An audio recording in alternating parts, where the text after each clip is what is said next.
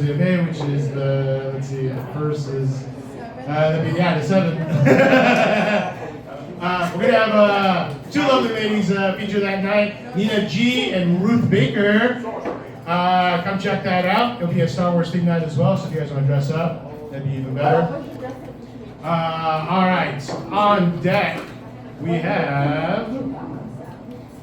All right, Colin Riley, and in the hole we have Trevor D. Kelly.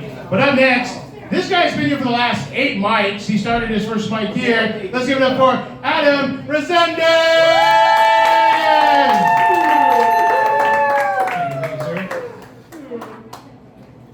Yeah, so I've been here for about 8 weeks in a row. And the first time I came here, I had my friend take a picture of me in the Han Solo standee they have there. And I tried to recreate, the pain and anguish that Han had at the time. But really, I looked at the picture my friend took, and it just looked like I was having like an uncomfortable orgasm. But I mean, to be honest, most of my orgasms are kind of uncomfortable.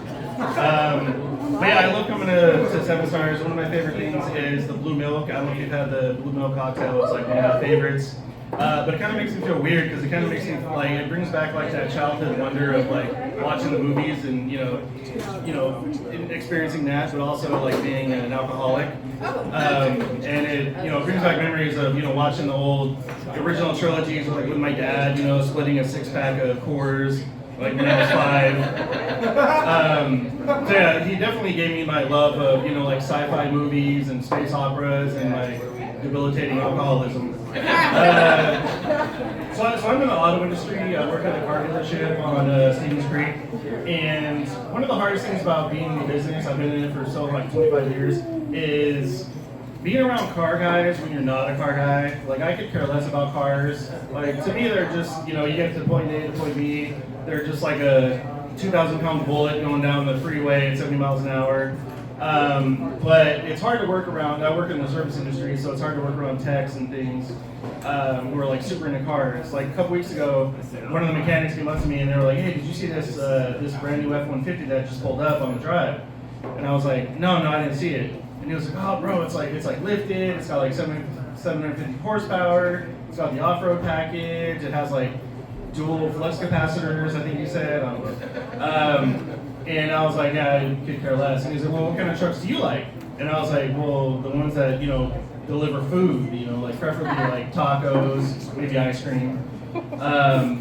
And so another thing I get a lot working with mechanics is I get guys that want to talk about their project cars. And I don't know if you guys know anyone who has a project car, but essentially it's where somebody who's like a mechanic or mechanically inclined, they buy like an old beat-up car, and with the intention of essentially spending thousands of dollars and years of their life for the vehicle to never run. I've probably known 25 or 30 guys that have, project cars, and they're all just still sitting in the driveway on bricks. So basically a project car is like kind of having like a trophy wife. It's like you kind of get one, you max out your credit cards in the hopes of one day being able to go home and kind of take it for a spin. But for my job, I don't have to actually like deal with customers face to face. Like I'm in the back, doing paperwork and things. But every once in a while, I get caught like kind of talking with a customer. Like for instance, like last week, I was at the coffee machine, waiting in line, for people to get coffee. And I just got stuck talking to this girl, and she's like a younger girl, and she was, talking about her car, like, "Oh, my car's my baby, my car's my baby." And I was like, she was like one of those ones that like she has like the furry like steering wheel cover, and, like she named her car after like a character from Twilight. And she's like, "Oh, my car's my baby, I love it so much." And I'm like, "Man, your car has like no bumper, like the windows don't roll up, you have like 3 or 4 warning lights on, and it smells like raspberry white claw inside. Like if your car is your baby, like I'm calling CPS on you, baby." But since I've been in the business so long, I came up with this idea for this business idea. Basically, it's like WebMD for cars. It's essentially, you put in your make and model of your car and like what problems you have, and then it just tells you outright you have an engine problem, you have to replace your entire car, like $30,000. Yeah, I've never been into cars, and I discovered after actually going to like therapy and things that my fear of cars actually comes from some childhood trauma.